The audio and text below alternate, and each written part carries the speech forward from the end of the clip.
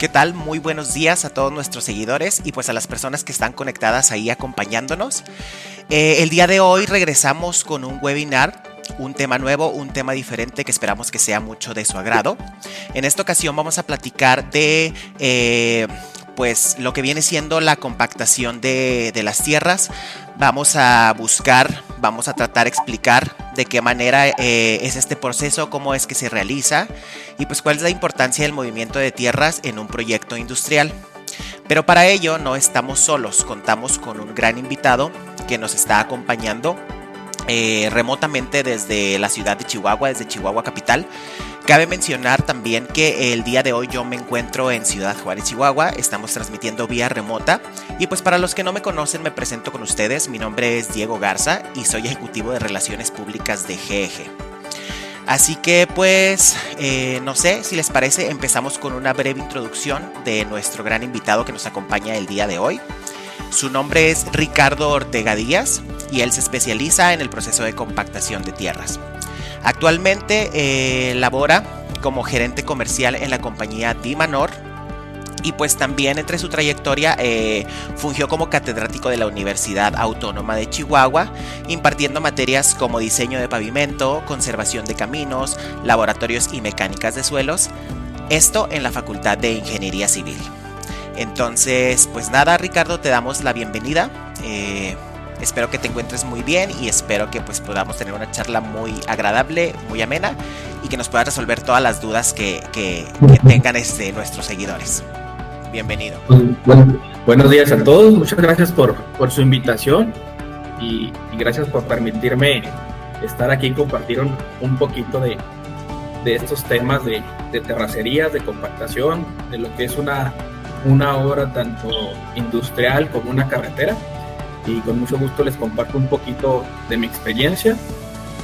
Como ya lo comentó, soy catedrático de la universidad y mi especialidad es en pavimentos, también de ahí de la maestría de la Universidad Autónoma de Chihuahua, y ahorita, como bien dice, soy gerente comercial y especialista de producto en Dimanor, que Dimanor ahorita en este momento es el dealer más grande en México de la marca John Deere en la línea de construcción. Perfecto, pues la verdad es que muy padre y la verdad es que pues una gran trayectoria, Ricardo, déjame decirte. De igual forma, me gustaría pues invitar a todas las personas que nos están viendo, a la gente que se nos va uniendo, a que por favor pues nos sigan en nuestras redes sociales. Comentarles que tenemos Facebook, tenemos Instagram, tenemos X, tenemos TikTok, tenemos YouTube y también nos pueden encontrar en LinkedIn, ¿ok? De igual forma, este webinar va a poder ser escuchado en nuestras plataformas digitales como lo son Spotify, Apple Music y Amazon Music, también para invitarlos pues a que se den la vuelta por ahí. Pueden encontrar otros webinars que hemos realizado anteriormente y también pues pueden encontrar algunos podcasts. De igual forma, nuestra página web va a estar apareciendo aquí en la pantalla para que también pues puedan visitarnos, para que puedan encontrar pues artículos de interés, artículos especializados de construcción o también algunos descargables que pues hemos tenido ahí la oportunidad de realizar.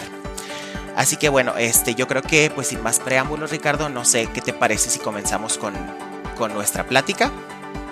Y pues sí, claro. La primera pregunta que yo te realizaría y prácticamente que nos gustaría que nos comentaras es cómo se da este proceso de terracerías.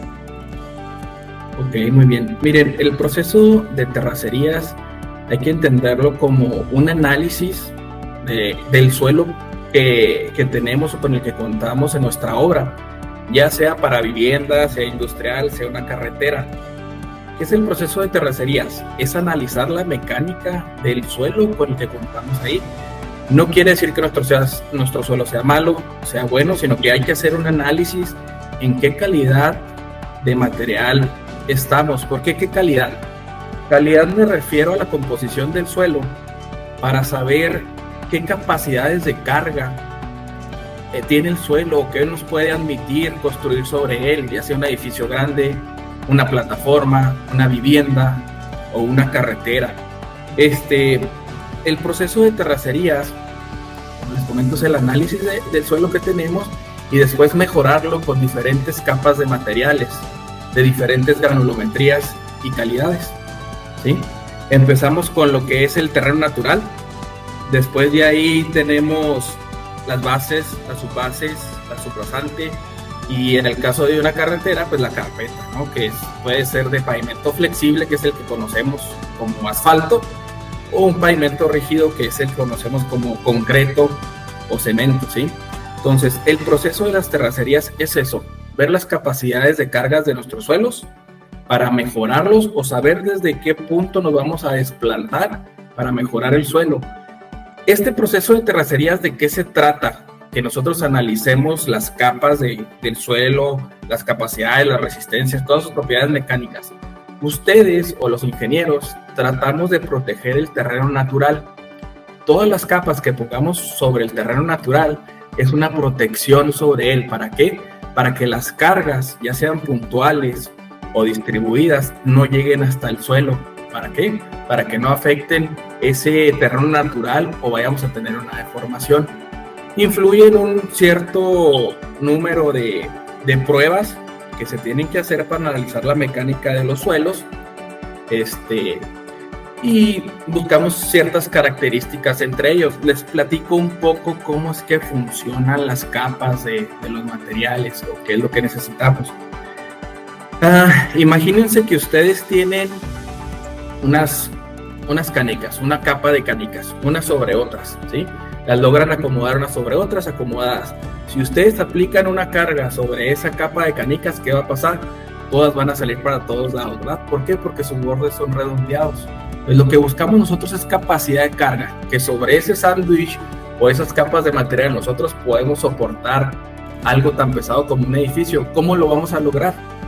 Teniendo una composición de la mecánica del suelo o del material que tenemos, con rocas de diferentes tamaños, eso me refiero con granulometría, que tengan bordes angulares que puedan trabarse entre ellos como si fueran dientes de un engrane, tanto engranes grandes como engranes pequeños. Tenemos que tener una granulometría desde pequeños, que son finos, hasta gravas grandes. ¿Para qué? Para tener una traba entre ellos y tener mayor capacidad, ¿sí? Esas trabas entre las rocas o esas angularidades se hacen por diferentes procesos mecánicos que se llegan por medio de trituración.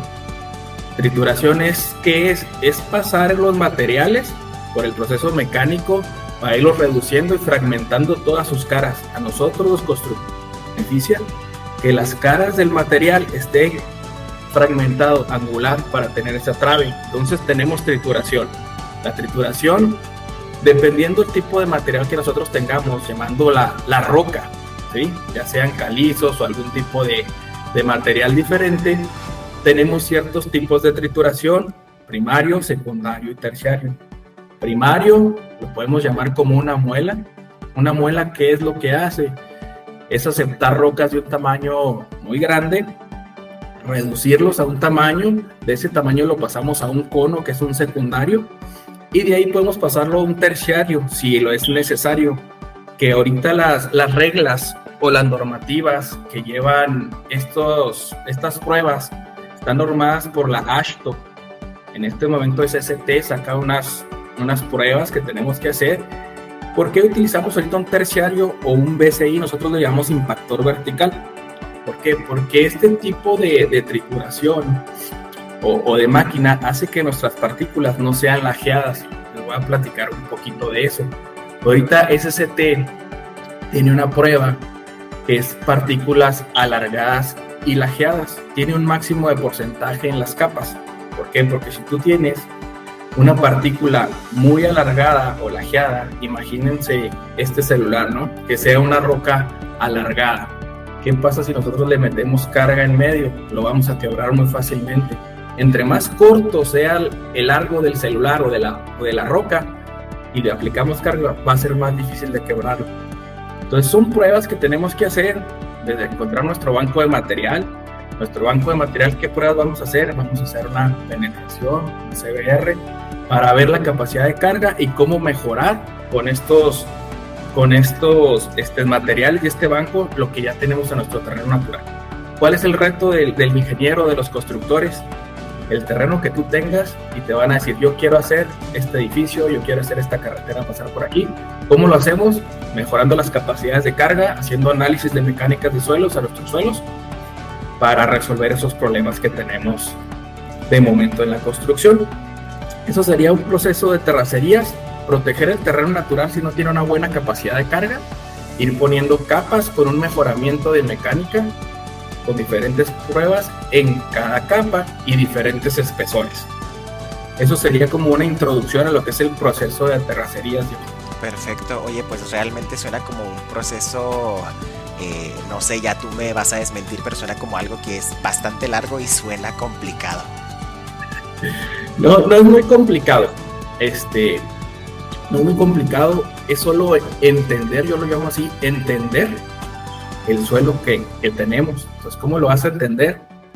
Haciendo unas pruebas, digamos, yo las pruebas las llamo como hablando con el suelo que tienes para ver cómo se comporta y cómo es el suelo, para saber qué propiedades más necesita que le ayudemos a él para soportar nuestro peso.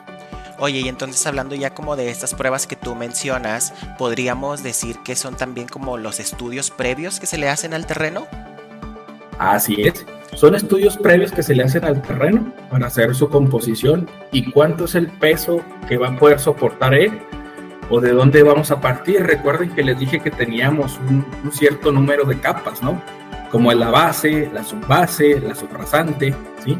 Entonces, nosotros cuando hacemos un análisis y llegamos a un terreno natural de nuestro proyecto, vamos a hacer un análisis, un sondeo de nuestro terreno para ver qué capas tiene, de qué se compone, ¿sí?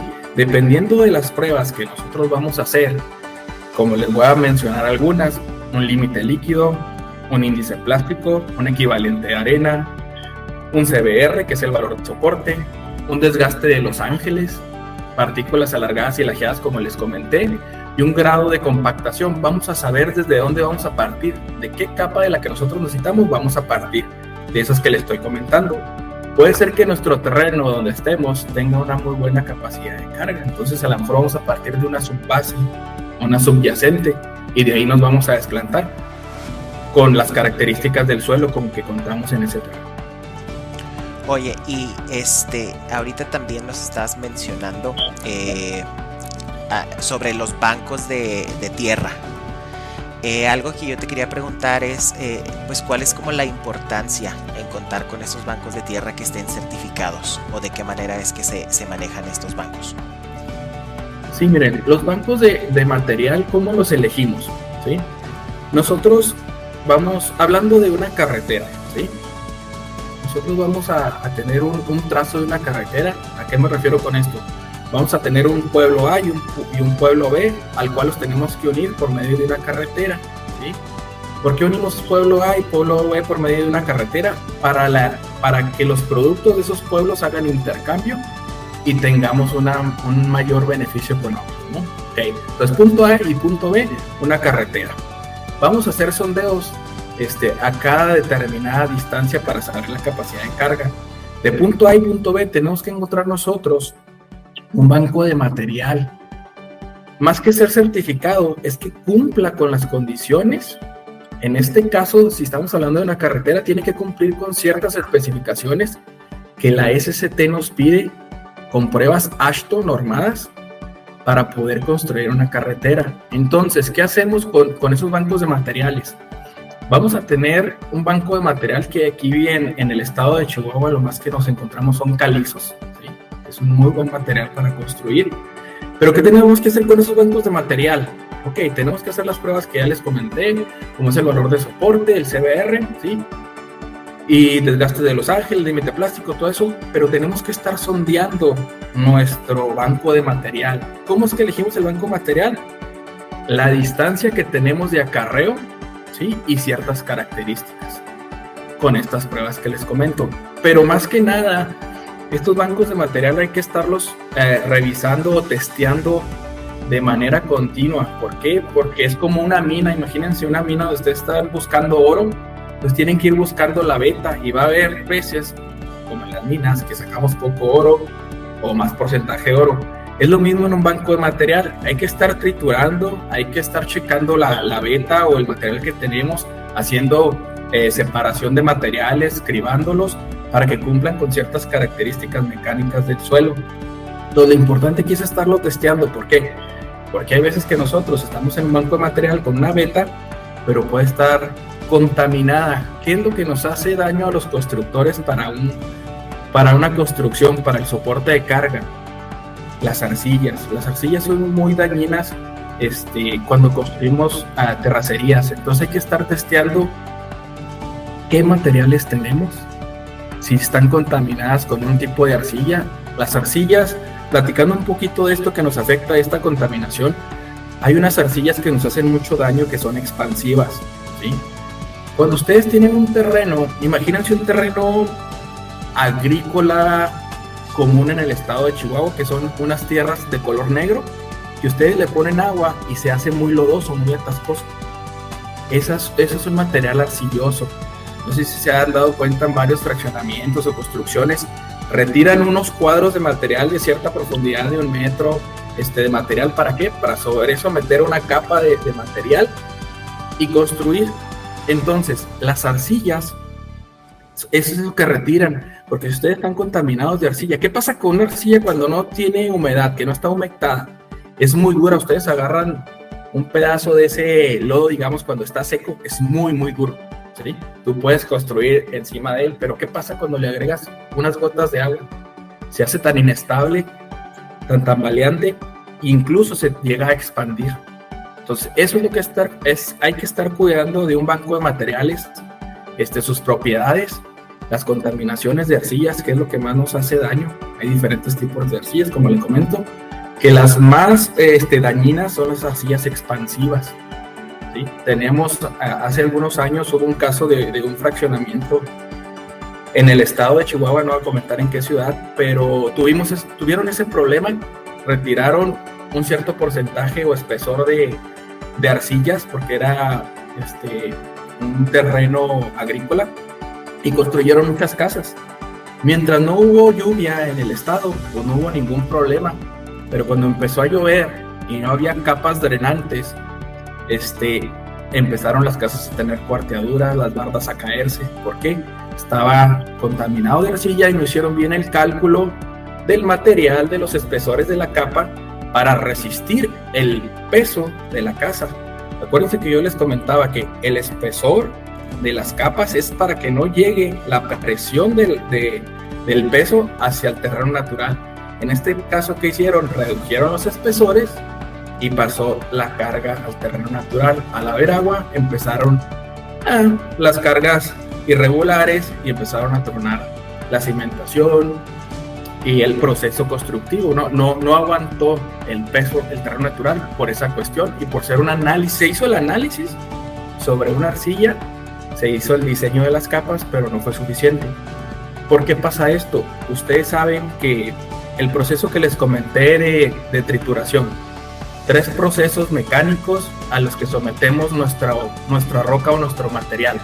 Entre más procesos mecánicos se le apliquen a ese material, ¿qué nos significa? Dinero, ¿sí? Entre más procesos tenga, nuestro material va a ser más caro.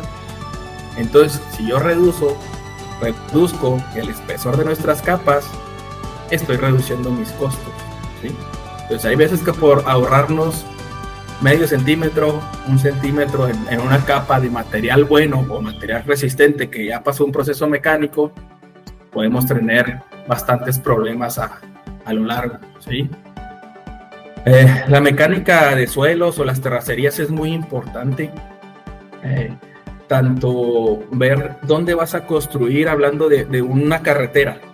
Si tú tu carretera la pones a un lado de un arroyo, es otro ejemplo de sequías, ¿no? No, pues en Chihuahua lleve muy poco. Vamos a poner la carretera a un lado del arroyo, que siga el arroyo. ¿Por qué sigue el arroyo? Porque por ahí vamos a los niveles del camino, nos parecen bien y por ahí lo ponemos. Está bien construir, se puede construir, de hecho, las calidades junto a cuerpos de agua, pero el proceso que lleva, o las capas, los sándwiches que vamos a llevar ahí, tenemos que tener una capa drenante. ¿Para qué? Ustedes saben que por capilaridad el agua puede subir por los pequeños espacios que tiene el material, puede subir el agua y nos va a crear un problema. ¿Por qué? Porque todos esos diseños o esas capas para tener un cierto capacidad de carga o resistencia tienen que contar con cierta humedad. Si tú te pasas de humedad, vamos a tener problemas. ¿Qué pasa con la humedad? ¿O qué pasa, hablando de una carretera, los baches, lo que ustedes conocen como bache? ¿Cómo se crea un bache? El bache lo hace el agua. ¿Por qué? Les voy a explicar la mecánica de cómo es que se crea un bache en nuestras terracerías. Recuerden que yo les hablé que tenemos que tener diferentes tamaños de roca para que haya una amarre entre ellas, ¿sí? Entonces, desde rocas grandes, hablando de 1.5 pulgadas, ¿sí? De 2 pulgadas, y entre ellos debe haber rocas de menos tamaño, 3/8, hasta finos, ¿sí? Cuando ustedes tienen esa mezcla, esa composición granulométrica, ¿sí? Ustedes tienen todo amarrado, pero ¿qué pasa si meten agua o se pasan de humedad? Así como les dije que subía la capilaridad entre cada espacio de las rocas, sube el agua sube y los finos que tienen ustedes, los polvitos, los va a empezar a sacar. ¿Qué pasa cuando los espacios se empiezan a hacer más grandes entre cada roca? Ya no hay finos, van a colapsar. Eso es lo que pasa y eso es lo que hace un bache. Vean una carretera en tiempo de sequía, se le hacen unas grietas. Ok, esas grietas, cuando hay lluvia, por ahí entra el agua. Después de una lluvia donde hay ustedes grietas, observen. Cuando pasan los carros y ya al recorrer de los días, ustedes esas grietas las van a ver como con talco blanco. ¿Por qué? Porque cada vez que pasa un carro, hablando de un pavimento flexible, que es una carpeta asfáltica, hace esto y se vuelve a recuperar. Eso hace un bombeo. ¿Qué pasa cada vez que pasa una llanta? Hace esto. Hace un bombeo, saca esos finos y es lo que ustedes ven como talco en las grietas. Entonces, al no tener finos, ya no va a tener una capacidad de carga o de trave el suelo, el material que está abajo, que hace colapsa y sale el bache. Es un poquito de cómo funciona la mecánica y la importancia de tener materiales buenos y no contaminados y proteger nuestros materiales del agua y de varias cosas donde construimos, que la ingeniería de eso se trata, ¿no? Construir o crear algo donde sea. Para eso somos ingenieros, ¿no? Y nos las ingeniamos y tenemos muchas herramientas. Sí, claro. Oye, como tal lo dice la palabra, ¿verdad? Ingeniero. Ingeniero, así. Nunca me había puesto a pensar en eso, pero tienes toda la razón. Y oye, ahorita que estabas platicando como de que nos platicabas del fraccionamiento y de los muros que se empezaron a hundir y todo esto, nos hicieron ya una pregunta por acá que creo que va como muy dirigida precisamente a eso que nos comentabas ahorita. Y lo que nos comentan, lo que nos preguntan es que cuáles son los factores ambientales y de seguridad que en este caso tú consideras al planificar y ejecutar proyectos de terracerías. Ok, perfecto. Mira, uno de los factores como nosotros como ingenieros que debemos de tener muy en mente y para no afectar y arriesgar la seguridad de las personas, hablando de un fraccionamiento que va a estar habitado por un sinnúmero de personas, tenemos que ver los arroyos, los cuerpos de agua. Eso es muy importante. Se hace un diseño de un canal o de un arroyo con una avenida máxima de 50 años en milímetros de agua que llueve, ¿sí? Son escurrimientos. Ese arroyo tú no vas a poder cambiarle su cauce, vas a poder modificarlo muy poco. Entonces hay que fijarnos en eso. Ok, yo estoy de acuerdo que hay un arroyo, lo podemos canalizar, ¿sí? O taparlo, pero canalizarlo como una bóveda, ¿sí? Pero acuérdense que la naturaleza siempre va a seguir su camino. Entonces hay que tener mucho cuidado con los arroyos y los ríos. Ustedes hacen un cálculo, como les digo, de avenidas máximas de 50 años. ¿Qué quiere decir? Que ustedes analizan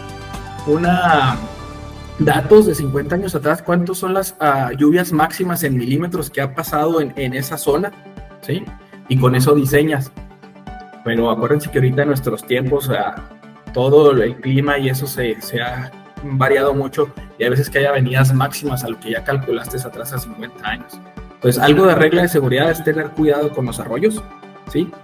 El agua, acuérdense que es muy fuerte, puede hacer cualquier cosa, llevarse lo que quiera, por eso hay socavones, ¿sí? Entonces, si ustedes canalizan o olvidan un arroyo, hay que tener cuidado cuando están van a diseñar un fraccionamiento, ¿sí? Tener mucho cuidado. Y el agua, a pesar de que la necesitamos para llegar a la compactación adecuada de nuestros materiales y poder construir, en exceso nos hace daño. Entonces hay que tener mucho cuidado de los cuerpos que tenemos cerca de nuestras construcciones para tratar de hacer filtraciones o capas filtrantes para que no nos afecte en nuestras capas. Okay. Comentarios sobre la seguridad y fenómenos como esos. Pues perfecto, muchas gracias por compartirnos tu conocimiento en cuanto a pues la seguridad, que es bien importante, ¿no? Sobre todo en este proceso que es pues el inicio de la construcción. Entonces, no sé, me gustaría por ejemplo también que nos platicaras un poquito sobre los tipos de suelo que existen. No sé cuál sea como el más óptimo en este caso para construir, o por ejemplo a lo mejor cuando están haciendo sus estudios o sus pruebas, cómo es que se determina de que a lo mejor este suelo está listo o es óptimo para construir, o tal vez lo tenemos que mejorar, como en qué se basan o cuál sería el más óptimo en este caso. Sí, miren, suelo óptimo, ¿cómo lo vamos a clasificar como un suelo óptimo? Un suelo óptimo lo vamos a clasificar en base a lo que nos dice el AASHTO, que son ciertas normativas y pruebas, ¿sí?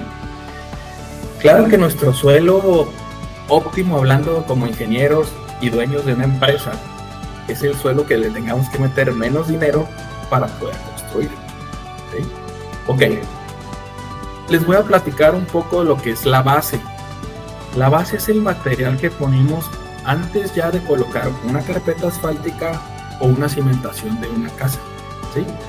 Esa base debe cumplir con ciertas características para hacer una llamada base, ¿sí? Y poder resistir un total de peso o de carga sobre él. Lo común es que una capa de base sea un espesor de 20 centímetros. Pueden ser espesores más grandes, pero vamos a tener capas de compactación. Vamos a dividir esos sándwiches en capas de compactación. Aunque sea la misma capa de base, vamos a tener que dividirla, ¿sí? Podemos tener, o hay máquinas que en su especificación pueden llegar hasta 30 centímetros de espesor a compactar. Cada vez que nosotros compactamos es un procedimiento mecánico que estamos aplicando a ese material. Entonces, entre más pasadas tenga, pues más nos va a costar, va a ser más resistente, ¿sí? Entonces, para nosotros decir que es una calidad base, tiene que cumplir con ciertas características como la que les voy a comentar.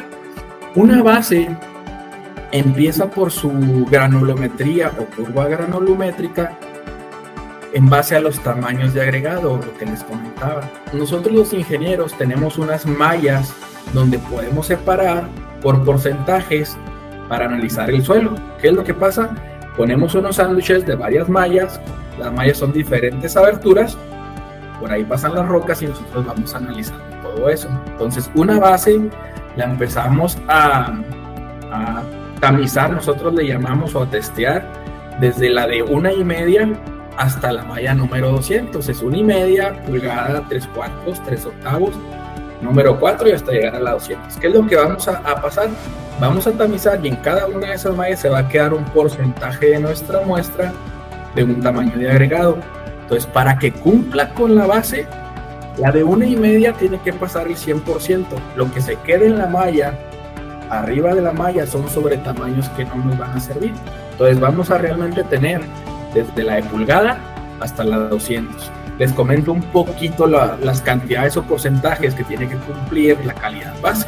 Por ejemplo, la malla de pulgada tiene que estar entre un 70 y un 100% de nuestra muestra. De ahí, de lo que pasa, la de 3/4 tiene que ser de un 60%, sigue la de 3/8 con un 40%, número 4 un 30%, número 10 un 21%, así hasta llegar hasta la 100, que nada más nos aceptaría un 3%. Esto es en cuanto a la granulometría. Nosotros separamos los tamaños de nuestra muestra para que sea una calidad base. Si la calidad de la muestra se pasa de esos márgenes de porcentaje, ya no es una base. Después de eso, nosotros tenemos que hacer unas pruebas a esa muestra.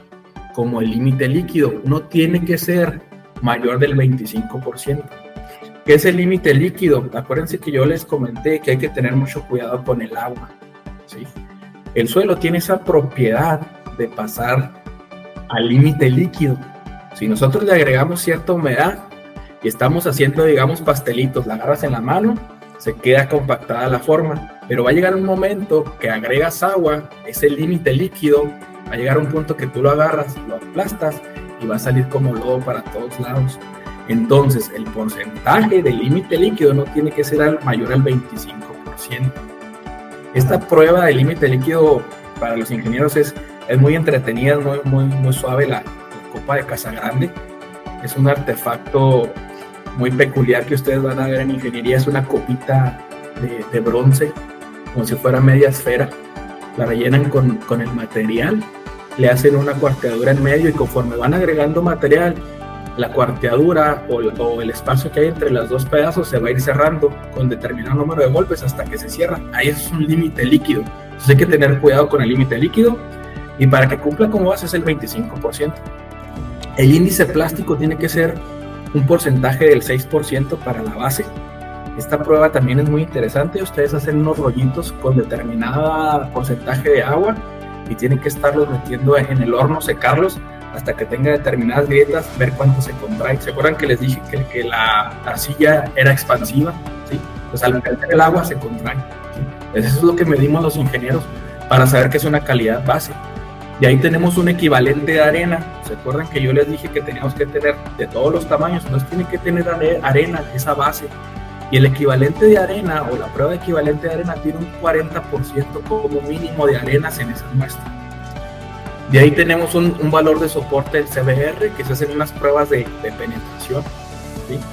¿Qué es lo que más nos afecta? Ya se los comenté en un material. Nosotros vamos a hacer una muestra en un cilindro. ¿Y qué es lo que más nos afecta?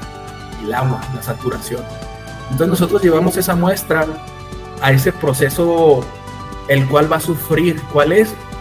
La vamos a sumergir en agua, la vamos a saturar, vamos a medir la penetración que nos va a aguantar ese material. Entonces, ¿qué porcentaje de CBR tiene que tener? El 80%. De ahí vamos al desgaste de los ángeles, que debe tener como máximo un 35%. ¿Qué es el desgaste de los ángeles? Ustedes van a meter las rocas o los agregados a un tipo molino con unas pelotas de acero. Por determinado tiempo, ciertas revoluciones, va a estar el agregado en contacto con esas bolas de acero, golpeándolas. ¿Para qué? Para desgastarlas. Entonces tú sacas tu peso, lo que metiste a su peso inicial, lo sacas y ves qué peso tiene final con respecto a lo que se desgastó, porque lo va a pulverizar las bolas de acero. Entonces ahí tiene que ser un 35% máximo, ¿sí? De ahí nos vamos a hacer una prueba de partículas alargadas o lajeadas, que fue el que les comenté ahorita, de cómo quebrábamos el celular. Entre más largo está el celular, más fácil lo quebramos. ¿Qué es eso? Ese es un momento. Los ingenieros llevamos la materia de física y sabemos que es un momento, que es fuerza por distancia. Pues entre más longitud tengamos, más distancia, va a ser más fuerza y lo va a quebrar más rápido, ¿sí? Para que se den un ejemplo, es como cuando ustedes van a quitar el tanque de gas. Se agarran una llave muy cortita, que está del tamaño de su puño, van a batallar mucho, pero ¿qué tal si le ponen un tubo que tenga más distancia y lo agarran del final? No van a batallar para aflojarlo, ¿verdad? Eso es como si fuera una partícula lajeada o alargada, va a quebrarse más fácil que una partícula que esté más uniforme, ¿sí? Y de ahí nos vamos a... Ese porcentaje tiene que ser el 40% máximo de partículas alargadas o lajeadas en nuestra muestra. Y de ahí nos vamos a un grado de compactación, que es lo que nos pide la SST, que es un 100%. Nosotros en las obras nos piden un porcentaje de compactación en las capas, que va del 90 al 100%, puede ser el 95, que te comentaba que eran en capas de 20, ¿sí? Más o menos, para que nuestra compactación no batallemos en darla. Esa compactación del 100%, ¿cómo la podemos lograr? Que hay veces que se pasa al 100% en un drive. ¿Cómo la podemos lograr o cómo se logra? Es agregando agua en una cantidad calculada para ese diseño. Entonces, esas serían las pruebas que se le hacen a una calidad base, una capa de base con esa granulometría que les comenté. Hablando de carreteras, la idea que nosotros o que nos pide el AASHTO por normativa para tener esas capacidades de carga hay dos tipos de granulometrías o dos gráficas. Imagínense que la gráfica son dos curvas que van separadas por un espacio. Entonces, en ese espacio de las dos curvas, ustedes tienen que tener sus gráficas, sus puntos de las pruebas, ¿sí? Pero hay dos gráficas muy importantes. Una para menor de 10 millones de ejes y mayor de 10 millones de ejes. ¿A qué me refiero con esos ejes? Nosotros diseñamos las carreteras con el número de ejes de carros. ¿De qué peso? De 8.2 toneladas. No sé si se han fijado en las carreteras, hay veces que ponen unas mangueritas negras y pasas tú por ellas y dices, pues, ¿qué están haciendo? Es un aforador. Estamos viendo cuántos ejes pasan, ¿sí? Y nosotros los calculamos como si fueran trailers, todos los ejes son de 8.2 toneladas. Cuando ustedes ven un tráiler en la carretera, su caja, hay veces que tiene 2 llantas en la caja o 3 llantas, ¿sí? El número de ejes es el número de carga que va a distribuir por cada llanta de 8.2 toneladas. Entonces, entre más ejes tenga el camión, es más capacidad de carga. No quiere decir que el camión no pueda si trae 2 ejes. Lo que pasa es que esos 2 ejes, si ustedes le ponen una carga de 50 toneladas, va a distribuir esa carga nada más en los 4 ejes. Y nuestra carretera no está diseñada para resistir esas cargas puntuales en 4 ejes, sino en 6 ejes, ¿sí? Entonces, diseñamos menores de 10 millones de ejes equivalentes o mayor de 10 millones de ejes equivalentes. Esas dos gráficas, ¿sí?, nos va a decir las propiedades mecánicas que debe tener cada base o cada estrato. Entonces, nosotros como ingenieros de caminos tenemos que hacer un aforo y ver qué ciudades vamos a conectar. No es lo mismo conectar o la carretera, el diseño de la carretera de Chihuahua a Ciudad Juárez que la de Chihuahua Aldama. ¿Por qué? Porque nosotros sabemos que el flujo de automóviles pesados, hablando de camiones, es más intenso en la Chihuahua Juárez que en la Chihuahua Aldama. Entonces, ¿cómo diseñamos las capas? Y debe de cumplir con esas propiedades normadas por el AASHTO, que SCT se basa en esas normativas certificadas. Ok. Oye, Ricardo, tenemos una pregunta de uno de las personas que nos están viendo. Carlos Martínez nos pregunta, de manera general, ¿cuál sería el proceso paso por paso, incluyendo estudios, etcétera, del proceso de terracerías? Yo me imagino que como a lo mejor como un general de principio a fin, ¿cuál sería como este caminito a seguir? Ok, el general, el principio de llegar a tu terreno donde vas a construir, el general es que llegas tú a tu terreno, haces sondeos, ¿sí? Haces sondeos para ver los estratos que tienes y la composición de tu tierra. De ahí vamos a ver la capacidad de carga que tiene, que es el CBR, ¿sí? Para analizar en cuál de las capas que yo les comenté vamos a partir o qué es nuestro terreno natural, ¿sí? Después de ese terreno natural, que digamos, ok, voy a partir de esta capa, ¿qué necesito agregar para que tenga la capacidad, dependiendo de lo que vamos a construir? Si es una casa, si es una bodega industrial, si es un edificio, si es una carretera, ¿sí? Lo principal es llegar a analizar en qué capa estamos, de dónde vamos a partir, para saber qué capas subyacentes vamos a tener, y vamos a tener que normar y hacer todas las pruebas para agregar esas capas, que es donde vienen los bancos de material. ¿Qué es lo más común aquí en nuestro estado? Es comprar a una empresa grande un material que ya lo tiene normado como base. Tú vas y le compras, oye, es base lo que necesito, tantos metros cúbicos. Pero en lo general es llegar a tu suelo, hacer sondeos, ver los estratos que tienes, analizar para qué capacidad de carga tiene ese suelo y de ahí desplantarnos, ¿sí? Todo esto son estudios de laboratorio, de mecánicas de suelos para ver tu capacidad de carga, ¿sí? ¿Por qué tienes que analizar y hacer los sondeos? Hay muchos terrenos en nuestro estado que han sido rellenados por diferentes materiales, llamando escombro, basura, o terreno con arcillas. ¿Qué pasa si tú vas a hacer tu casa y te venden un terreno y dices, pues está planito, sí, pero no sabes qué hay abajo? Entonces hay que hacer un sondeo para ver tus estratos del material que tienes ahí y hacer esta prueba para ver qué capacidad de carga tiene, y de ahí nos desplantamos. Si tu mecánica solo tiene una capacidad de carga muy baja, entonces nos va a costar mucho dinero hacer la cimentación. Al contrario, ¿qué pasa cuando tú compras un terreno y es pura roca. Entonces, ¿qué es lo que tienes que hacer? Ok, vas a tener que hacer sondeos de la roca para ver qué tan sana es. ¿A qué me refiero qué tan sana? ¿Qué tantas fracturas tiene? Porque la mecánica de una roca, sus fallas son las grietas, y si esas grietas se encuentran a ciertos ángulos, y dependiendo la carga como la vas a poner de tu casa o de lo que vas a construir, puede correr la roca y fallar. Entonces, caso extremo, si tú tienes roca, como hay un fraccionamiento muy bonito aquí en la ciudad de Chihuahua, que a lo mejor lo han oído, que es el San Francisco. El San Francisco residencial es mucha roca. Entonces tienes dos opciones. Es una roca muy sana.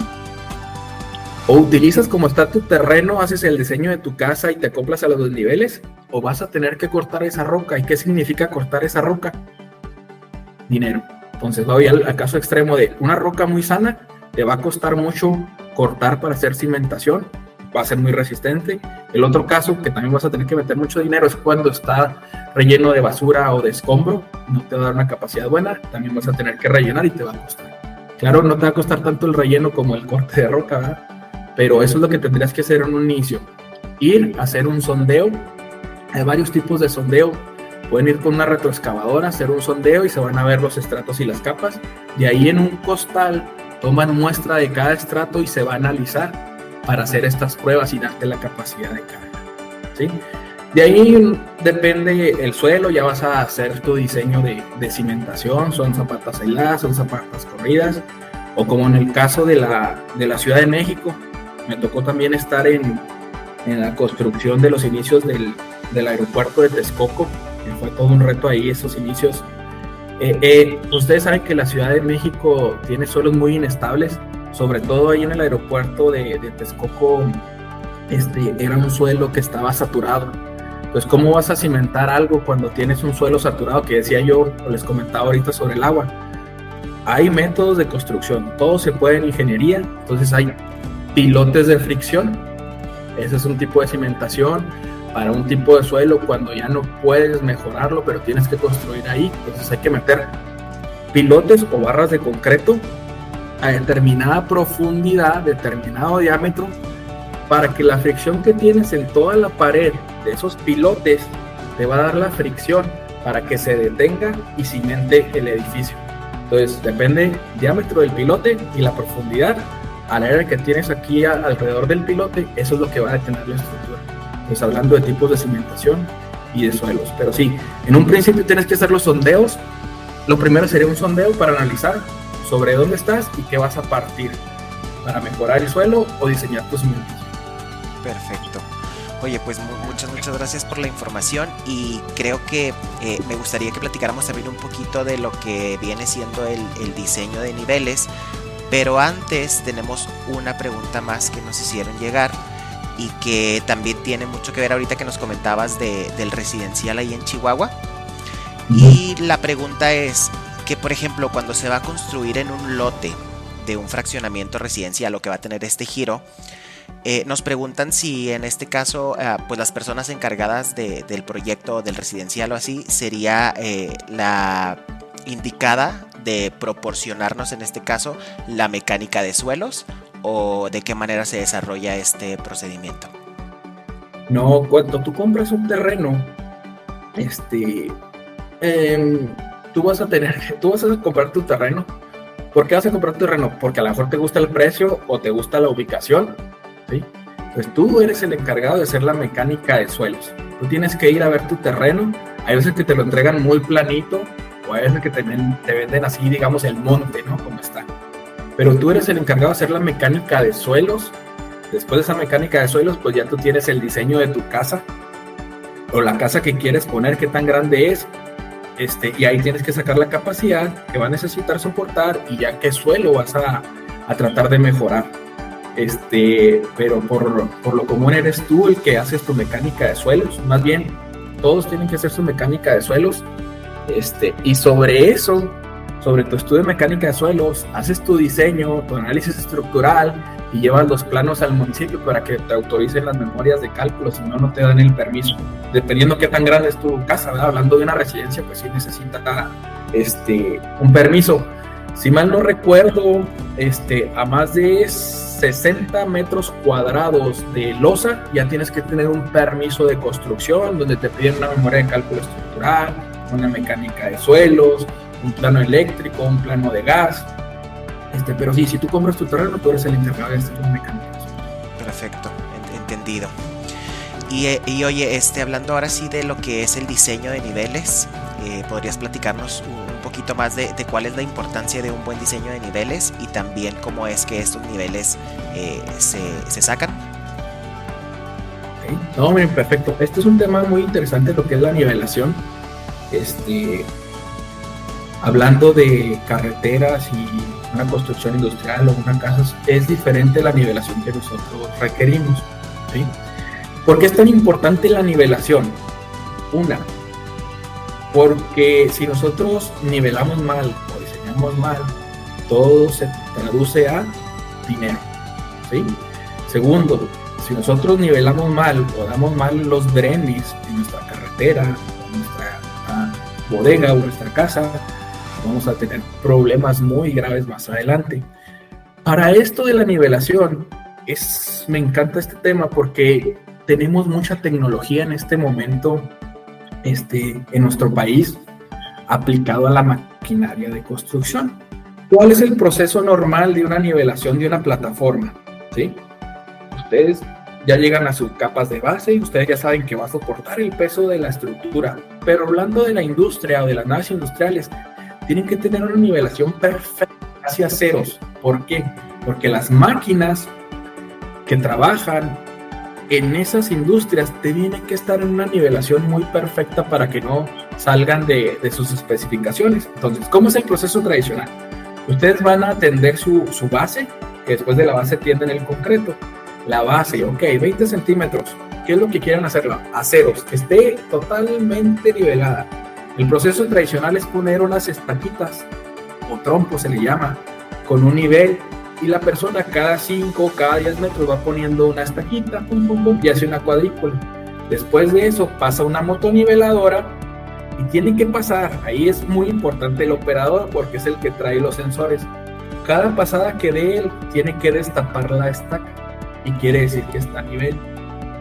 Entonces, si hace repetidas pasadas, ¿a qué lo traducimos? A dinero, diésel, horas de operador, horas de retraso, ¿sí? Entonces, entre más tengas un operador diestro, vas a tener menos pasadas. Entonces, así se lleva, pasada tras pasada, hasta dejarlo a nivel de esa estaca que el topógrafo puso con un nivel óptico. ¿Qué pasa si el operador tumba esa estaca? Le llega a pegar con la cuchilla, hay que volver a hablar al topógrafo que me la vuelve a poner, ¿sí? Entonces, en este momento tenemos unas tecnologías muy importantes que se pueden aplicar a la maquinaria. ¿Para qué? Para este proceso que el operador lleva manual, hacerlo automático. Hay varias formas de hacerlo. Hay sistemas de 2 dimensiones y 3 dimensiones. ¿Qué quiere decir esto? En ingeniería manejamos planos, ¿sí? De 2 y de 3 dimensiones, X, Y y Z, ¿sí? Entonces, 2 dimensiones, les voy a hablar de ese sistema que es el más usado para plataformas de vivienda y plataformas industriales. Me maneja 2 dimensiones o 2 pendientes, que digamos que es X y Y, ¿sí? Me va a manejar las dos, por lo común queremos que sea plano. Vamos a tener un aparato, un tripié como el de los topógrafos, pero va a ser un emisor láser, va a estar aventando un rayo láser que gira, ¿sí? A ciertas revoluciones. La máquina en la cuchilla, que es la que va extendiendo el material, va a recibir ese láser. Entonces, ella va a saber si va arriba o va abajo. Esa señal la transmite a un controlador con unas electroválvulas y va bajando automáticamente la cuchilla o la va nivelando. Entonces, ¿qué quiere decir? Que el operador tiene que dirigir solo el material y la máquina, el sistema va nivelando. Ese es un sistema 2D, me va a manejar 2 pendientes al mismo tiempo. Eso es casas y zonas industriales. Una carretera no, porque para una carretera es un sistema de 3 dimensiones. 3 dimensiones, ¿qué es? Me va a manejar el X o el Y, ¿sí? Los dos. Ok, las 2 pendientes. Hagan de cuenta que es esta hoja y esta es mi plataforma y la va a manejar en las 2 dimensiones. Pero aparte, la tercera dimensión es que la máquina va a saber dentro de todo el tramo de carretera dónde está ubicado o en un fraccionamiento. ¿Por qué? Porque tú la plataforma, que digamos que es de 300 metros por 300 metros, haz de cuenta que tú la ves de arriba como si fuera una hoja y tiene la pendiente. Ok, la máquina está haciendo el mismo nivelación. Si se pasa a los 300 metros va a ser la misma nivelación. Pero en el 3D la máquina sabe dónde está ubicada y qué es lo que tiene que hacer. Si tiene que hacer una curva, si tiene que recortar. Entonces el 3D lo manejamos en dos tipos: por medio de un GPS o por medio de una estación total robótica. ¿Cuál es el más preciso? La estación total robótica. Es un robot que le va dando las coordenadas a la máquina por medio de un prisma para saber dónde está posicionada, dónde tiene que cortar, dónde tiene que bajar. Y el GPS, a pesar de que es otro 3D, pero es de menos precisión, es más o menos 1,5 centímetros. ¿Por qué? Porque el GPS depende de vectores o de una constelación de satélites, que ya tenemos varias constelaciones de satélites que dan vuelta alrededor del mundo y van mandando vectores de corrección para mandar ubicación de esa base, y esa base le manda un vector de corrección a la máquina. Entonces por eso es menos precisa, ¿sí? Antes nosotros le llamábamos estáticos a dejar una base GPS en un punto para, conforme fuera dando vuelta el día, se iba ubicando el punto, ¿no? Se iba cerrando, iba sabiendo dónde está. Porque acuérdense que la Tierra no es totalmente redonda, entonces había que ubicar ese punto. Ahora, por todas las constelaciones de satélites que tenemos en tiempo real, RTK, es más fácil meter esa corrección, pero no es tan precisa como una estación total robótica. Entonces manejamos esos dos dimensiones, 3 dimensiones. ¿A qué traducimos todo esto? Por ejemplo, si yo suelto una carretera, imagínense kilómetros de carretera, ustedes poniendo estacas y teniendo ese retrabajo, y que a lo mejor tiras una estaca y tienes que tener un topógrafo para eso. Y hablando de seguridad, cada estaca, la máquina va a su operador y abajo de la máquina va una persona que le llaman el corra estacas. Esa persona va con una pala descendiéndole o indicándole al operador de la moto dónde va la estaca, si le falta 1 centímetro para arriba, 1 centímetro para abajo, y así van despacito. Entonces todo eso es dinero, dice gente. ¿Y qué pasa con los operadores cuando traen su máquina? A ustedes les pintan o les marcan el camino por donde va la curva, ¿no? Pero hay veces que por poquito error y descendiendo base, te sales un poquito del trazo y lo corriges. ¿Qué les dije yo del material base? Entre más procesos mecánicos lleve, es más costoso. Entonces imagínense que ustedes se pasen 2 centímetros por 30 kilómetros. Eso es un mundo de dinero. Entonces, con la tecnología automática de 3D, aunque el operador se salga del trazo, la cuchilla de la máquina automáticamente se va a devolver al trazo donde va. Le va a decir al operador, ya te está saliendo. Esto es para acá. En el caso de las carreteras, nosotros, la carretera, exagerando, tiene que quedar así. Los drenes. Este es el centro de la carretera y tiene que quedar así. Eso se le llama bombeo. Para que se den una idea más o menos, para que agua en los 2 carriles es el 1% de la pendiente. ¿Ok? A diferencia de lo que es la industria o las casas, tiene que ser plano, porque no vamos a drenar nada. Pero en las carreteras tenemos el bombeo del 1% hacia los lados. Entonces, la nivelación es muy importante tanto para dejar una calidad de obra buena y funcional, tanto para ahorrar dinero en la construcción y ser muy óptima nuestra construcción. Entonces, esta tecnología que les digo de 2D y 3D maneja automáticamente la cuchilla de la máquina. No quiere decir que necesitamos operadores, los necesitamos para dirigir el material, pero la cuchilla, en cuanto a nivelación, se maneja automáticamente. Hablando de motoniveladoras, hablando de extendedoras de asfalto, de concreto para las carreteras, la nivelación es muy importante porque nos reduce costos y nos ahorra mucho dinero en volumen de material, ¿sí? Entonces, la tecnología esta la tenemos, contamos con ella. El país está empezando a usar estas tecnologías. Ojalá tuviéramos una oportunidad de hacer un seminario en Juárez con algunas de nuestras máquinas, con los sistemas automáticos, para que vieran ustedes lo impresionante que se ve que una máquina se mueva sola, casi puede ser autónoma. Entonces es muy impresionante cómo la tecnología nos ayuda a los procesos constructivos de hoy en día y hacernos más productivos. Sí, oye, totalmente, por lo que nos platicas, se escucha como que de verdad es un proceso bastante grande y que también tiene que ser como muy meticuloso, como muy cuidadoso, ¿no? A la hora de... de diseño. Casi creo que los topógrafos van a estar muy encantados, o los que hacen diseño, porque poder cargar el diseño de todo un fraccionamiento a tu máquina y que tu máquina sabe dónde está y qué niveles hay que hacer, eso es muy impresionante y reduce mucho tiempo de construcción. Sí, se escucha como una super tecnología y, como dices, pues ahorrando pues tiempo y me imagino que pues también hasta cierto punto costos, ¿no? Porque pues hay menos margen de error en lo que se realiza. Así es, y menos retrabajo. Correcto. Oye, Ricardo, pues no sé si hay algo más que te gustaría como comentarnos, platicarnos, agregar referente al tema, o algo que traigas tú por ahí en mente que te gustaría compartir con la audiencia. Pues mira, creo que nos hemos alargado un poquito la plática. Me gusta mucho el tema y platicar como se ha notado, ¿no? Esto que les acabo de explicar es algo muy básico. Tenemos cosas muy especializadas como hacer o enseñarles el procedimiento de cada una de las pruebas. Es muy, muy interesante. Algo que me faltó comentarles y que es muy importante son las pruebas de compactación.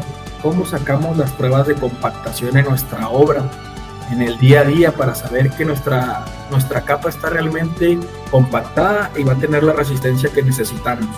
¿Sí? Hay dos formas de sacarlo. Es que el deber ser es por medio de calas. ¿Calas qué es? Es hacer una perforación en nuestra capa de 15 centímetros aproximadamente de diámetro por el espesor de la capa. De ahí nosotros vamos a tamizar o llevar las mallas, como les contaba, que es la de 3/4, la de 20 y la de 30, número 30. De ahí ustedes van a sacar ese material, lo van a pasar por el tamiz. Lo que quede arriba de la de 3/4, nosotros la vamos a utilizar. Lo demás lo vamos a poner en una bolsa para sacar el muestreo de la cantidad o el porcentaje de agua que tiene, ¿sí? Aquí vamos a jugar con volúmenes. Vamos a hacer un análisis volumétrico de nuestro material, cuánto pesa y cuánto volumen tiene. Cuando ustedes ven a una persona en las calles o en las plataformas con una barra, con una báscula y con un costalito de arena, está haciendo eso, sacando una prueba de compactación. Se le llaman calas. Se utiliza el peso volumétrico del material y el peso volumétrico ya conocido de un material que se llama arena de Ottawa, o es una arena que utilizamos para rellenar la perforación que ustedes ya hicieron. La vamos rellenando con arena. Hay un cono especial donde nosotros vamos pegando casi con la arena que vamos vaciando. Y se acuerdan de las rocas grandes que les dije que sacamos de la cala, en caso que las tuviéramos arriba de 3/4, las vamos colocando en la arena sin compactar y vamos rellenando. Entonces ya tienes el volumen de tu material que sacaste más el volumen de la arena y sacas una relación en porcentaje de la compactación, que era el que les comentaba, que puede ir del 90 al 100 o un poquito arriba del 100 en algunas ocasiones. Ahí. El segundo método para la compactación lo usan como un método rápido, ¿sí?, que no está normado o aceptado. Es un densímetro nuclear. ¿Qué es lo que hacen? Tiene un hisopo radiactivo, es una cajita, tiene una varilla con el hisopo radiactivo. Entonces tú haces un agujero, una penetración en la capa, pones esa cajita o ese aparato, sacas el hisopo y en lo que llega la radiación y la checa el aparato, es la densidad del suelo y te dice qué % de compactación tiene y la humedad. Entonces esos son dos métodos que quería agregar, que es muy importante la compactación de nuestros suelos, agregándole el agua adecuada, recuerdo. Excelente, pues muchas gracias por esa información y por compartirnos también esos datos. Y oye, tenemos una última pregunta ya antes de cerrar y de despedirnos. No sé si nos puedes también colaborar con esto. Y nos preguntan que cómo es que funciona la cal con las arcillas. Ok. Muy bien, ¿no? Interesante pregunta. La cal puede servir como un agente estabilizador, ¿sí? ¿Por qué? Porque la cal absorbe la humedad, pero no en todas las arcillas funcionan. Hay diferentes tipos de arcilla, expansivas, que no funciona la cal, pero sí, la cal la pueden utilizar para ser un agente estabilizador de una arcilla. ¿Qué quiere decir? Que la arcilla, al momento de tener la humedad no sea tan inestable o tenga estos movimientos. La arcilla, ¿qué va a hacer? Que la va a consolidar como si fuera un cementante, como cuando tú le pones cemento. Entonces hay veces que para estabilizar las arcillas se les pone cal en un cierto porcentaje.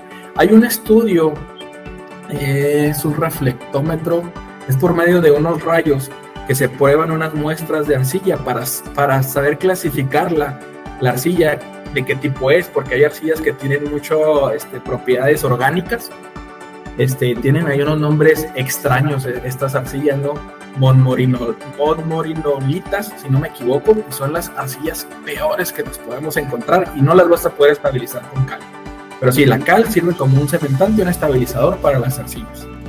Perfecto, pues muchísimas gracias también por ese dato, Ricardo. Y pues nada, no sé si tengas algo más que agregar. Estamos igual llegando ya al fin de esta plática, de este webinar. Y también pues comentarte que creo que la información que nos has compartido ha sido demasiado enriquecedora. Creo que, bueno, la hemos pasado muy a gusto, que ha sido un webinar, una plática que la verdad pues ha sido muy, muy agradable. Y pues nada, o sea, la verdad es que contar con un especialista como tú es padrísimo, ¿no? O sea, realmente es muy... queda como a lo mejor mucho más empapado, mucho más entendible el tema. Entonces pues nada, te agradecemos infinitamente por tu tiempo, por estarnos aquí resolviendo las dudas, por platicar con nosotros. Y si tuvieras algo más que compartirnos o agregar, pues adelante, que no se nos pase nada, ¿no? Para irnos así como que bien nutridos de este webinar. ¿Qué te parece?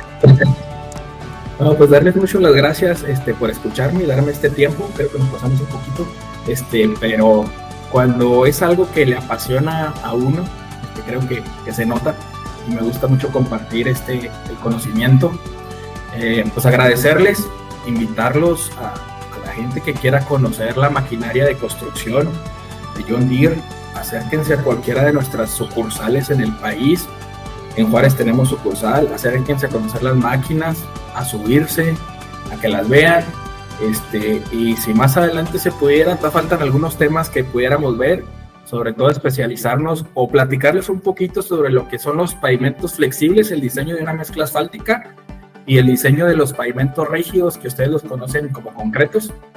Sería interesante que platicáramos a lo mejor unos 40 minutos en otra sesión, si se puede o me invitan, de cómo funciona un pavimento flexible y un pavimento rígido y cuáles son las normativas de diseño para estos dos tipos de pavimentos. Sí, Ricardo, claro que sí, o sea, nos daría muchísimo gusto volverte a tener como invitado y preparar otra sesión. Te digo, pienso que esta ha sido realmente muy enriquecedora, entonces claramente podemos volver a tener alguna otra sesión contigo, sería un honor. Y pues igual vamos a dar un pequeño comercial. No sé si gustes tú compartirnos o te apetezca lo que vienen siendo tus redes sociales o cómo te pueden encontrar nuestros seguidores, o en este caso a lo mejor las redes sociales de donde te pueden encontrar, donde pueden obtener un poquito más de información sobre lo que tú realizas. Creo que tenemos apertura y el espacio para que nos las puedas compartir. Sí, claro, miren, pues me pueden encontrar en las redes sociales de Dimanor, tanto en LinkedIn como en Facebook. Ahí me pueden encontrar y pueden mandarme mensajes y les pueden contestar sus preguntas. Es como me pudieran localizar por estas redes: Facebook, LinkedIn, de Dimanor, ¿sí? Entonces, como les reitero la invitación, el que tenga ganas de conocer las máquinas, saber de qué estábamos hablando, de una motoniveladora, de la cuchilla, los invito a acercarse a nuestras sucursales que tenemos a nivel nacional: Juárez, Chihuahua, Cabos, Tijuana, Hermosillo, Culiacán, Guadalajara. Con mucho gusto los atendemos. Estamos a sus órdenes para lo que necesiten aquí en Dimanor. Pues muchas gracias, Ricardo. Ahora yo aprovecho igual pues para hacerle la invitación a todos nuestros seguidores, las personas que nos están viendo, y pues también en este caso a ti, de que pues nos sigan también en nuestras redes sociales. Contamos con Facebook, con Instagram, con la red social de X, también tenemos TikTok, tenemos YouTube, y pues de igual manera nos pueden encontrar en LinkedIn. Y de igual forma, pues este webinar lo van a poder encontrar, lo van a poder escuchar en nuestras plataformas digitales, como lo son Apple Music, como lo son Spotify y como es Amazon Music. Les recuerdo que también ahí pueden encontrar otros webinars que pues obviamente tratan de la construcción y de todos esos temas que son muy interesantes para nosotros. Y como último comercial, también visiten nuestra página web en donde pueden encontrar artículos especializados, pueden encontrar descargables y pues mucha otra información de este ámbito de la construcción que también puede ser de suma utilidad para ustedes. Entonces pues nada, Ricardo, sin nada más que agregar, pues agradecerte nuevamente tu presencia, tu conocimiento, que nos lo hayas compartido de tal manera. Y pues nada, te dejo por si quieres agregar algo más y agradeciéndote nuevamente por tu presencia. Pues muchas gracias a todos, muchas gracias a Global por la invitación, que orgullosamente son clientes de nosotros. Muchas gracias a todos y estoy a sus órdenes.